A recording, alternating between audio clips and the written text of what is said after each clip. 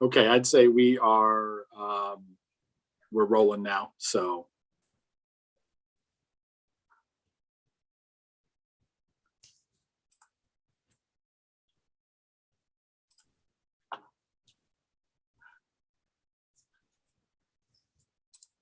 Okay, I think we're ready to go.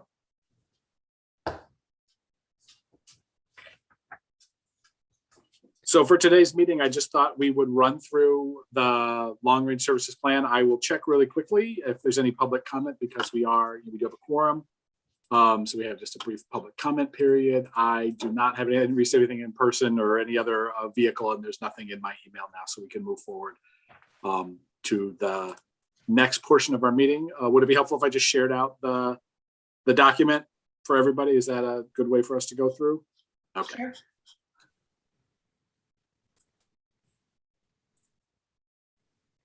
All right, just remind everybody that this is in draft form. I will run through, if you don't find it tedious, I'll just run through step by step. If we want to stop at any point and make comments, that's perfectly fine. I have to adjust my. Why are you doing that, Jeff? I'm not on the committee. I'm just clarifying that I'm basically just an observer, so I get additional information as a board member. Yep, excellent. Happy to have you here. So we'll just run through really quickly, run through the long-range services plan draft that we have. It is similar, though not exactly the same as previous drafts that we've had. We've had some feedback. We had a nice conversation with Harmeet. I've talked with Mark a little bit, and so we've integrated some of that feedback to try to streamline this down a little bit and make it a little bit more digestible and focused. So we will go ahead and get started. Starts with the mission of the library, which is, we're not proposing any changes to the mission of the library. That's a different action.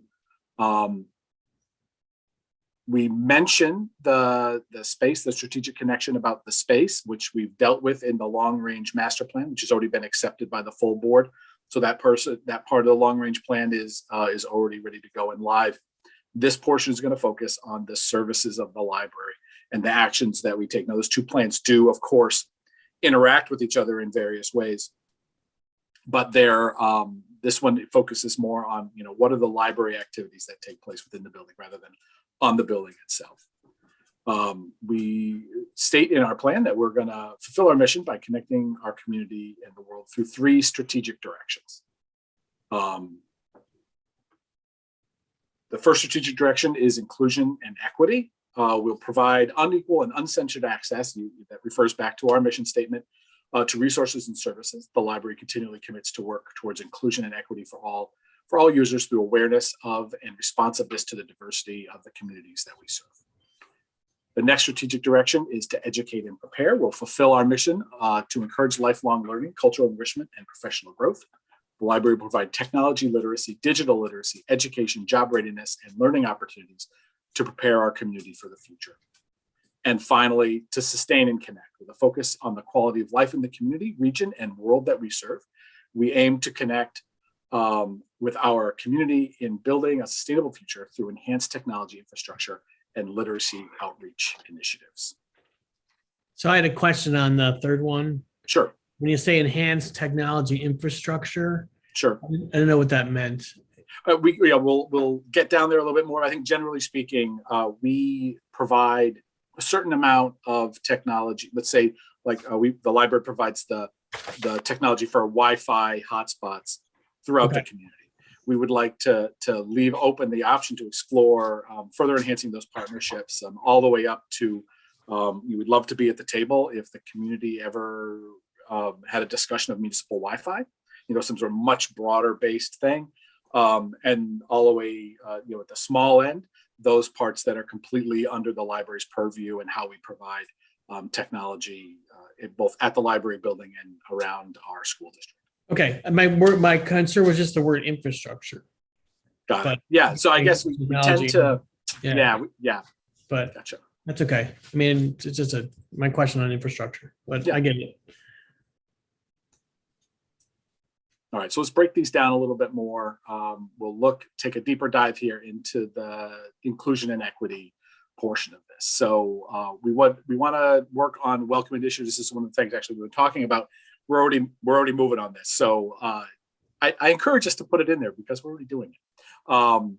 we're going to create physical and virtual welcome packets for new library card holders. So this will help increase engagement as people come to the library for the first time and interact with the library. We want to make sure, without overwhelming, we want to make sure that people are aware of the offerings that the library has, which are a lot. And in that first stage can be a little overwhelming. If we had a packet that they can take with them, there's certain things that we explain right away. But if they have a packet to take with them, they can refer to that later when they're ready to receive that information. Maybe at a time that's a little less, just getting your library card, kids are hanging around, whatever.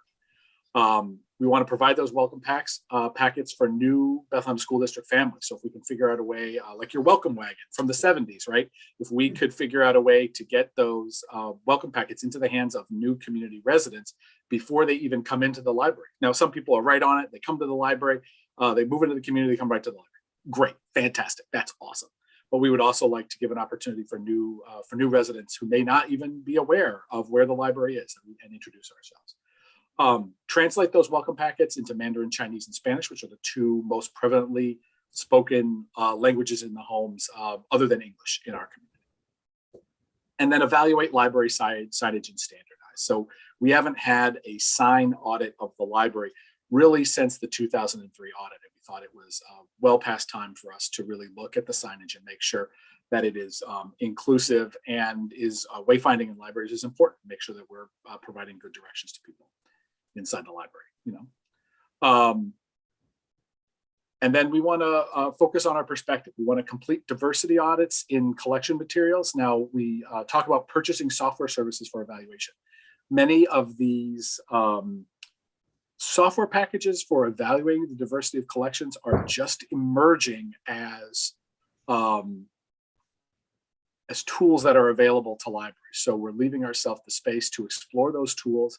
We already have done some diversity audit. We've worked with the Upper Hudson Library System to take a first stab look at our e-collections. Though I will say, with these products being relatively new, they are in their infancy. So they're relatively rudimentary, and some of the details and features that you'd want available in a software like that are not available yet. But there are a lot of smart people working on these, and we will, over the course of our long-range plan, continue to evaluate those products, what's appropriate for the library, so that we can take a good look at to make sure that our collection is representing the community that we serve, and make sure that people see themselves represented in the collection of the library. We would just review our collection development and materials purchasing to meet needs discovered in the diversity audit. So if we discover that there's holes or areas where we haven't been adequately fulfilling pieces of the collection, we'll go ahead and work to fill those in. We'll investigate library use trends by patron demographics, location, and post-pandemic use, right? So we'll continue to take these deeper dives that we take occasionally into using census data and the best other patron demographic data that we have available to us to make sure that we're serving the community. Remember when we identified that an example of this would be where we said, we can tell that we're underserving Glenmont compared to Delmar and some of the other hamlets in our school district. We were able to analyze that by population, and so continue to use those tools to identify where in the community we should be focusing our efforts, and then establish targeted populations to build new user groups and increase the overall library base. Right, the whole point of all of this isn't just for fun; it's to help us identify where we need to spend our resources to both increase the use of our existing patrons and then increase the usability and usefulness of the library itself to the community. Yeah, and on that one, I understand. I think overall library base might not be the right words to use. Okay. Maybe increase overall library, I don't know, usage or users or something. Okay. Yeah, base. Right. Great. Gotcha. Okay. And then we think it's important to mention that we will focus on staff training throughout the course of our long-range plan. We've already taken some of this work recently with our this year's staff development day, but just continue that trend through the rest of our the term of the long-range plan. And encourage staff to participate in national conferences or other opportunities. We have, as we emerge from the pandemic, really, there's not much national conference or conference in general attending right now. So just shut down my mail because I keep getting pop-ups here. we haven't been doing a lot of conferences, but we're intending that we would. I think it's important for us to be able to learn new things and bring those ideas back and make sure we're keeping up with the latest in the library field. And I think it's important that we state explicitly in our long-range plan that it's a greater number, a greater diversity of staff, people, not just myself. Privileged to have the opportunity to go to several national conferences, but I would like to make it to other staff members as well.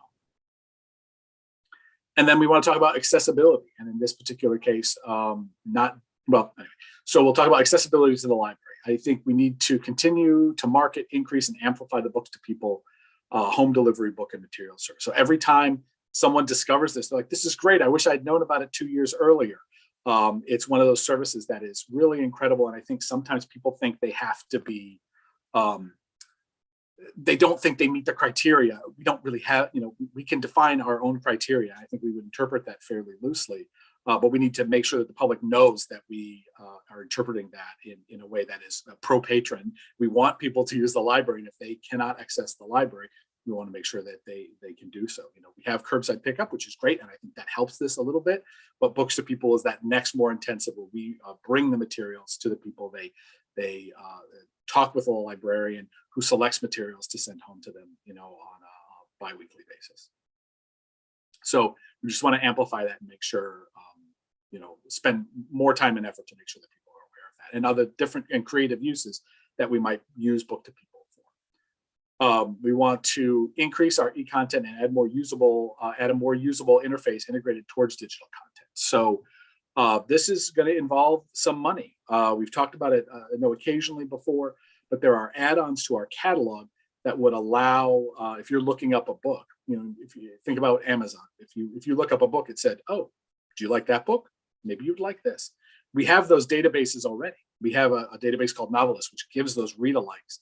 We'd like to have that integrated right into the catalog. Now, that is unlikely because of the cost involved to be able to happen across the entire Upper Hudson library system, but it is possible for us to carve off just a piece of that that interface just for Bethlehem. And I think it's a good time for us to consider doing that just for Bethlehem cardholders. So if we can't drag everybody along, I'd love everybody to have access to it, but if we can't convince the system at large that they need that, just that increased access to those collections, I think, is very important. And then we want to look at and evaluate and address the barriers to access and use. We want to look at our how does our online library card registration process. We'll make that as easy as possible to ensure that as many people can take advantage of that as they can. We want to talk about the language used in our overdue and hold notifications. Are those notices themselves kind of off-putting to people, sort of making people feel punitive? We want to inform them that their items are overdue or that there are holds. We want to make sure that we're using good language that is encouraging and affirming.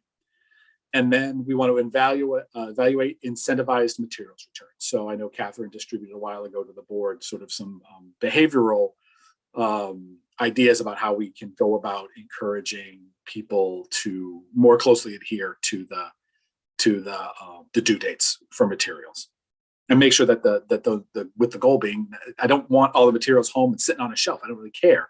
I want to make sure that people have access to the materials that they want when they need to, and we're maximizing community use of those materials. And then I think, another slam dunk for me, I think, is we hire an agency to perform a physical accessibility audit of the library space. We can look at we can know what the ADA is. We can look at those spaces. I think we're fairly informed, and we try to take a look at when we add furniture or when we move shelves around. But I think there are probably experts out there in the world who could do this for us and make sure that we're in not just compliance, but are in as much as possible for the library to be able to actually make sure we're serving everybody as well as we can, given some of the limitations of the nature of stacks and shelves in libraries, which are somewhat inherently not accessible. And this would cover any potential physical improvements too, as well, right? I think we can establish a relationship and then establish that relationship and make sure that we don't. I don't want to be one of those libraries, of which there are some, that do an improvement and then afterwards realize, oops, this section of the library isn't accessible. So we want to make sure we don't do that. Yep. Good. And then every one of these strategic directions includes a programming focus, because we know how important programming is to the community. In this particular focus, we want to ensure that we're creating more intergenerational and cohesive programs and experiences. Implement diversity and inclusion metric for all programming. Are we when we're planning our programming, are we thinking and considering and making sure that we're thinking about this when we're planning the programming? Offer timely, proactive programs based on current events, which has been a challenge for us, given the nature of the way we have to book rooms and how far in advance things have to take place. And we know that tension between public meeting rooms and our programs. We want to make sure that we're, over the course of the long range plan, we're focusing on making sure that we can be timely, and then make more programming available to more populations, both in person and virtual. All right, so that brings that number one strategic direction to a close. Let's talk about the next one: educate and prepare. So the first part of educate and prepare is job readiness. We want to identify external job readiness programs for new graduates and job seekers. So we want to make sure that we are recommending to our public, when folks come in and we're talking about job readiness, and when we are doing classes on job readiness, that we're recommending the best possible programs that are available to our community to help them. I think there's differences in quality between some of those programs, and we want to make sure we're recommending the good ones. And then if we can partner with those agencies, all the better. Formalize our volunteer coordinator and alternative pathways to employment role at the library. So you have all heard me talk about, and actually I'm quite proud of the fact that the employees of the library are neurodiverse. And I think we want to make sure that we continue both our volunteer programs and our employment programs, that there's, we hire people in order to get work done at the library, but there's also an educational and job training role that the library has. For instance, with our interns that come from the Bethlehem School District, we have a role about creating good job training and job readiness programs for the community. And I think that those, both on the volunteer side and on the employment side, are robust enough that they deserve time and attention of a staff person whose job it would be to coordinate all of that, as well as seeking out volunteer opportunities. We know legally we don't have volunteers do work that's performed by staff people. That's a Department of Labor rule, right? That's not how volunteers work. But I would like to have somebody whose focus is to identify and increase our volunteer opportunities at the library. A lot of people who want to come to the library, they approach me. They're interested in volunteer opportunities, and when I run through the volunteer opportunities that we have identified and are available to them, they're not always satisfied. Sometimes people, it's right up their alley, and other times they're not so satisfied with that. And I know that some folks are disappointed by that. So I'd like to be able to help increase that, as either whether it's through the Friends, whether it's directly through the library in a volunteer program, but to increase those opportunities, not to necessarily get free labor out of people, but the volunteer opportunity itself is the service that the library provides to many members of the public. So just formalizing that and recognizing that. And then one of the very important, I would say new, that's not that new role for libraries, but we want to formalize it, is technology literacy. It's just increasingly important in the world. Over my course of my career, I have seen a shift in the nature of the majority of the questions that we get, at the librarians get at the information desk, to switch from purely informational, used to answer a lot of questions with the almanac, those kind of questions, to many more questions where people need help and assistance with technology. I think a lot of folks are able to keep up with technology by themselves. They're way light years ahead of us, and that's fantastic. But there are also many people in the community that are left behind by the pace and speed of technology, whether that is, physical pieces of technological equipment, or programs or software, or trends. And those questions come into the library. And so we want to make sure that we will continue to increase our digital literacy on current software applications through one-on-one point of need decision and scheduled classes. So we have had all three of those at various times, and we want to make sure that that individual, to meet that individual where they are, because all three of those delivery methods are important for different people. All right. We'll provide access to and training on new and emerging technologies using targeted technology donations. We all know that we have the very generous donation from Storch family for the Storch Krakauer Fund, and we want to make sure that we're using that to those donations are going to specifically engender technology training for new and trending technologies in the community and make sure people have access to those. As we emerge from the pandemic, I think it's very important that we identify those pieces of technology that people want to have access to and learn about. And maybe they'll go off and buy their own when they're done, which is what happened with the 3D printers. And then it's what happened with the VR headsets, right? So all of these things that we had that were early then became much more normal. Now most of the people who are interested specifically in 3D printers have one in their house if they're really interested in it. But a lot of other people came, looked at the technology, said, great, I'm good, but other people came and said, well, great, oh, I'm really interested in this, and then explored that further. So we want to make sure that we're engendering that kind of technology literacy in the community. And then we want to make sure we're specifically mentioning that we are investing in technology and training for digital reformatting, this sort of personal digital archives that people have, 8mm conversion, slide conversion, all of these things where people have their digital memories that are being lost because they do not have access to them or they are not preserved properly. So we have been doing a lot of work on this, but I think there is more work to be done, and particularly on the programming and training end of this, where if we have the appropriate technology in the library for people to do this themselves, we want to make sure that we're training people to do that as well. All right.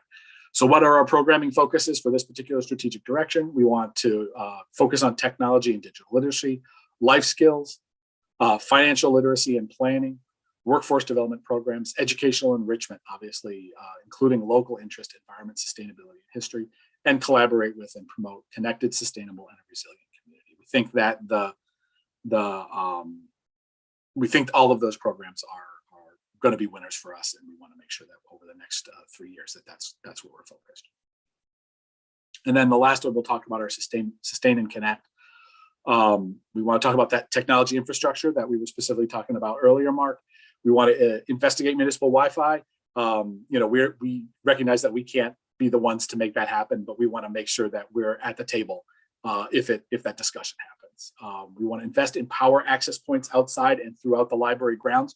I wish, I don't imagine there's going to be a wireless power solution that's going to cross any appreciable distance. Most of these induction power charging happens at point of contact. So we need to make sure we're providing power for people. We know that happened when power goes off.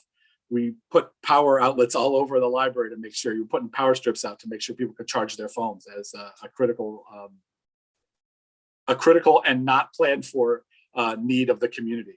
And we're happy to be able to fill that role, but I think we can do it better, and even more so outside the library. Make sure that we have PowerPoints available to people.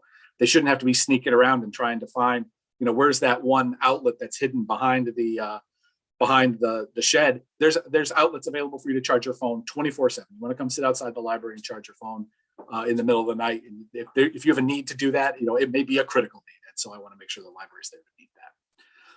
We want to explore the purchase and installation of a generator in the library, not to make sure that the library can be a warming center or a cooling center for the community. That may be an occasional use that happens, but that's the town's responsibility. But to make sure that we can continue our operations as a library if the power's out. And then linked to that, expand our Wi-Fi offerings and partnerships. We certainly have done that in the community. I think there's more opportunities. Maybe we can get a little bit more creative about where we provide that Wi-Fi out in the community, expand those opportunities. We want to investigate Wi-Fi continuity for disaster preparedness using satellite internet and portable network kits. So this is becoming much more available. Last time I looked into this satellite internet was laggy and slow and massively expensive. New and recent improvements in technology are making satellite internet, the cost of satellite internet really drop. And if we had a generator and a satellite uplink, I can be 80% of effective as a library with no outside power at all. So, if people can be charging their cell phones, have access to Wi-Fi. We had an experience recently where the community, they'll say, well, you've got cell phones. Well, the cell phone towers all died too. Nobody had Wi-Fi. Nobody had cell phone internet. I think there's ways that we can provide that for the community if there's, to help prevent disruption without major, huge investments of either infrastructure or subscriptions. And then we want to connect to the state level broadband access program, which is coming out and being rolled out right now. I'm not exactly sure how far we've gotten on this, but one of the ideas we had was maybe we could put the library could provide Chromebooks to community members that are qualified for that subsidized broadband cost. We could provide them on a long-term loan, 1-year loan or a 2-year loan, where basically they could have that Chromebook access. If they can get inexpensive broadband, then we could help provide the infrastructure for that. And then we want to make sure we're marketing the state and federal broadband access initiatives. This is one of the biggest wins in the current budget, is this focus on helping stop the digital divide. And let's close that gap. And I think even though it doesn't directly come through the library, I couldn't be happier about this. And I really think we need to make sure we're amplifying that and working on that. So we'll talk a little bit about our resiliency. We have mentioned the sustainability certification, so sort of community resiliency and pursuing green certification for the library. That's in there. Offer at least one environmental program each quarter.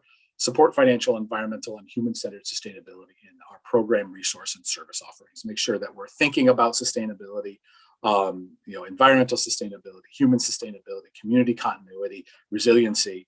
Let's make sure we're thinking about that when we're offering our programs, and then as we're considering upgrades to the building as well.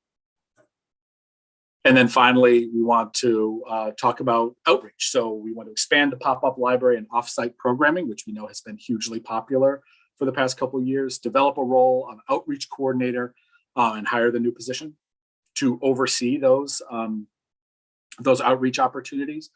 Create connections and plan to reach homeschool families and virtual learners. So I think we have a very robust and ongoing and longstanding connection with the schools, but there are other pockets of the community that maybe we're not connecting with out where they are quite as well. And we need to make sure that we're reaching out to that. Investigate early literacy outreach libraries and resources at non-traditional locations.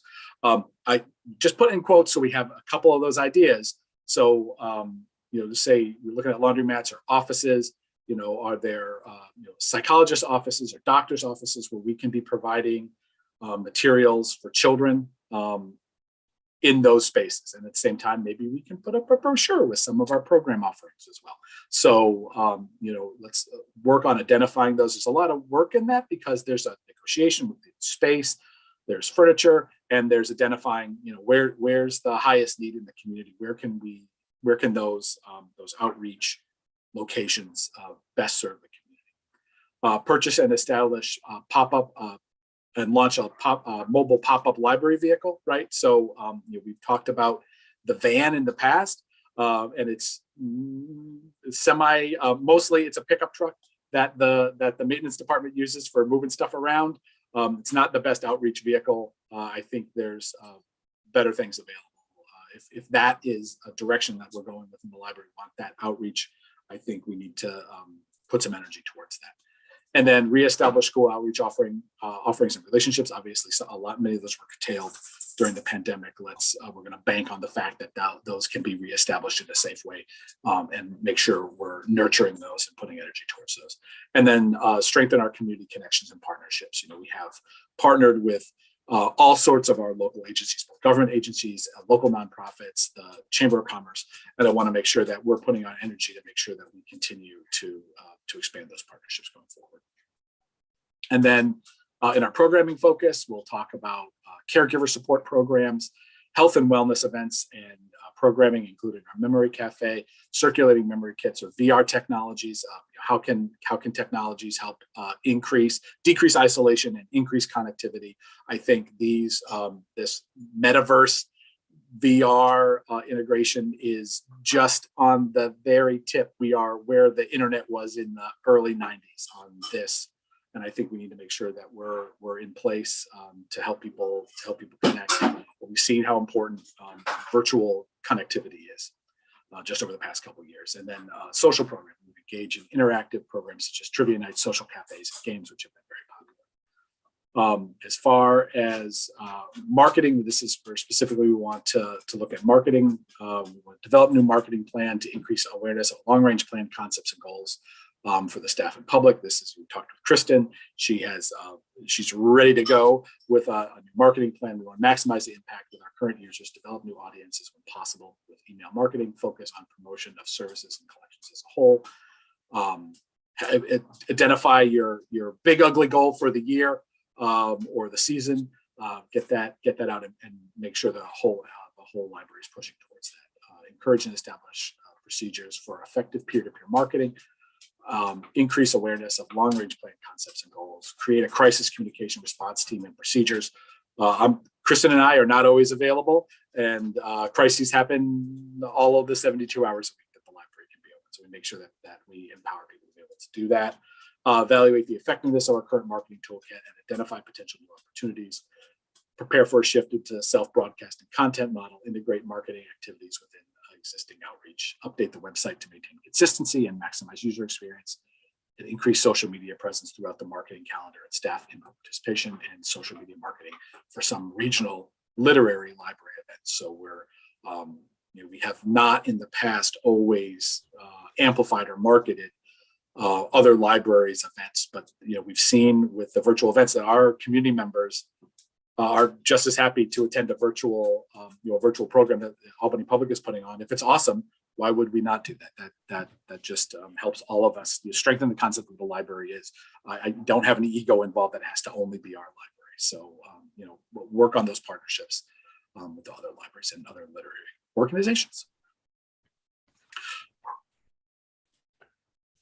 I had a couple of questions. What's self-broadcasting content?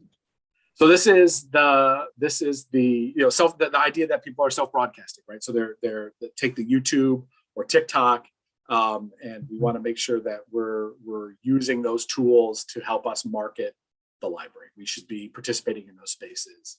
We've seen an increase in use of our YouTube just in this very sort of catch as catch can way. We're live streaming over YouTube right now, but if we can use our self-broadcasting as part of our marketing. So it wouldn't be that. And sorry, patron self-marketing? Oh, sorry. Kristen is going to chime in on here, and she has a much better idea about this. So I just wanted to add that it's also the concept that, our earned media from places like press releases at the Times Union, the Spotlight is still around, but in our town are still available. However, those sorts of things are sort of going away and they're less effective. Even since I've started, there's less space in these things. I know in Guilderland, their version of the Our Town just went out of business, so they no longer have that. So self-broadcasting is also just, we're sending out the message from the library and trying to reach people directly rather than trying to use a different media source. Okay. That's cool. Thank you for disentangling me, Kristen. I appreciate it. And I had under outreach, I thought we should have like a bullet on increasing the number of communities with a library card or increase the number of active library users, and kind of like it's two different things, but I thought we should be able to, after the 3-year period, we could say we went from like 20% of the current users are active to 25, or we have, a 10% increase in the number of potential card holders that have cards. Great. Two different things, but. Well, I think it's important to have benchmarks like that so we can know where we're at. Okay, we'll get that put in. Yeah, I had the same thought, so second vote for that one. Okay. You got it. Jeff, do you have metrics in terms of what levels of a community participation in a library are considered, excellent participation versus, needs more work? Or I think that's certainly available. Oftentimes when we benchmark ourselves to other libraries, we have to benchmark ourselves to ourselves or pick and choose the libraries that we benchmark ourselves against, because it's super easy for me to say, oh, we're in the top 1% of libraries in use per capita. We're awesome. But that's not great. Are we better than we were last year is really what we're talking about. So the community, we do not take all the credit for the fact that the community is extremely interested in having a library and extremely interested in using the services of the library. I think we are part of that back and forth relationship between the library and the community, but we in no way can take credit for that. So the community is what the community is. They are highly interested in having a library, are high impact users of the library. And I think that that we need to make sure we're comparing ourselves to ourselves. I'm happy to have those other benchmarks to those other libraries. We usually end up looking pretty good when we make those comparisons. I had one other random comment. I went Sure. back and looked at my file on when we did the community outreach, I think 2018 or 19, I can't remember which it was. And there was interest in cooking classes. Yep. When you say life skills, you might just want to put Put as a paren as an example of, cooking or something. yeah, sorry. Yeah. Not that we would necessarily host them, but we could hook people up with them some way. Yeah, and there certainly are some that are happening with me, but there are also a lot of libraries that specifically do host cooking classes. Yeah. And so it's a little weird for me right now. It's hard for me. I have to remember I have to unhook my head from where we are right now and think about where we want to be this time next year. And I think there would be wildly popular. I think sometimes the school district does some great programs on cooking. They tend to be a little bit more intensive. There's a little bit more of a sign up. Maybe our niche in this is a little bit more casual, a little bit more drop in. We certainly have done lots of cooking programs in the library. We have some restrictions as far as what kind of equipment we can have in the library and use because we're not a restaurant. But but I think that there's opportunities. So that's really good. Thank you. I think you covered it with life skills, but I think maybe just parens or something on it.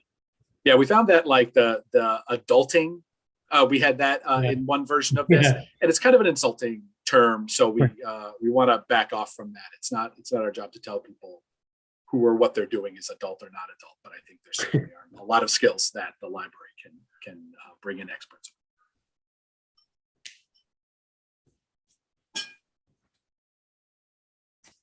Sort of from an overall perspective, is there anything that you saw in here that you thought, well, that's great, but the library is not necessarily best positioned to do that?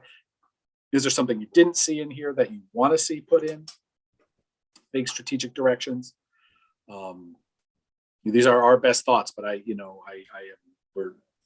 have no ego with this, and I'm certainly interested in hearing what everybody else has to say as well. So thank you for your comments, Sophie. I appreciate it. The one thing I did wonder, I'm not so sure the services plan is where you would even mention anything like this, but the training for board members, voluntary, and the events that might be required, is Sure. that at all, does that at all fall under the umbrella of library services? I mean, absolutely isn't appropriate for it to be there. If we want to say, the part of the service of our figure out where best that would fit. I think that educate and prepare, having a well-educated board is absolutely in the best interest of the library. So we could mention that in there. I think that's a really good idea.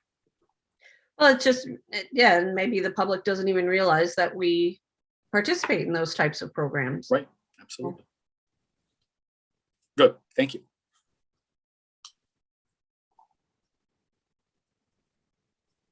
Is this document published? It is. So it's up on the board packet page, up on where we put all of the because this is a meeting, right? Even though we're not taking any action here as the full board, but the draft itself is put up there with the agenda for this very short agenda for this meeting. Okay. It's draft all over. Great. Super clear.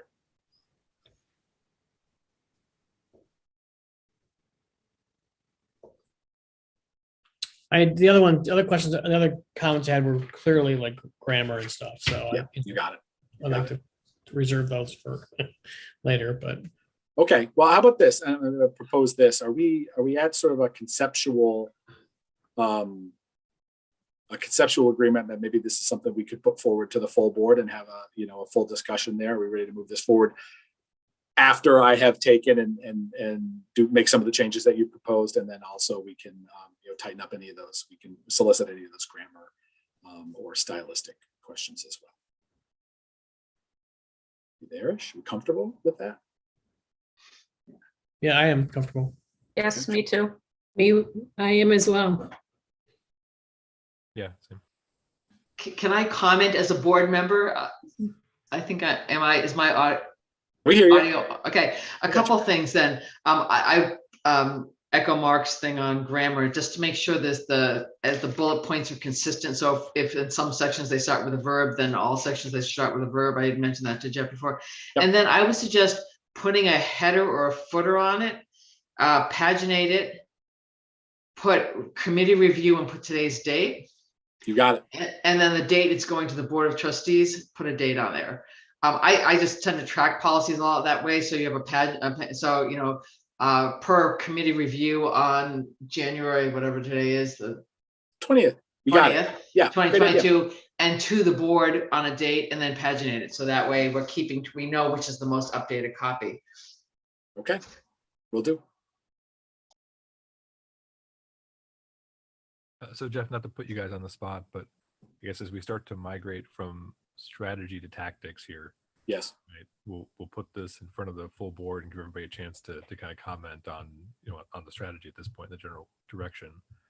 The next step I feel like would be to start to identify the specific actions we want to take, right, that require board concurrence or approval, right? Essentially Right. anything that's going to cost money, right?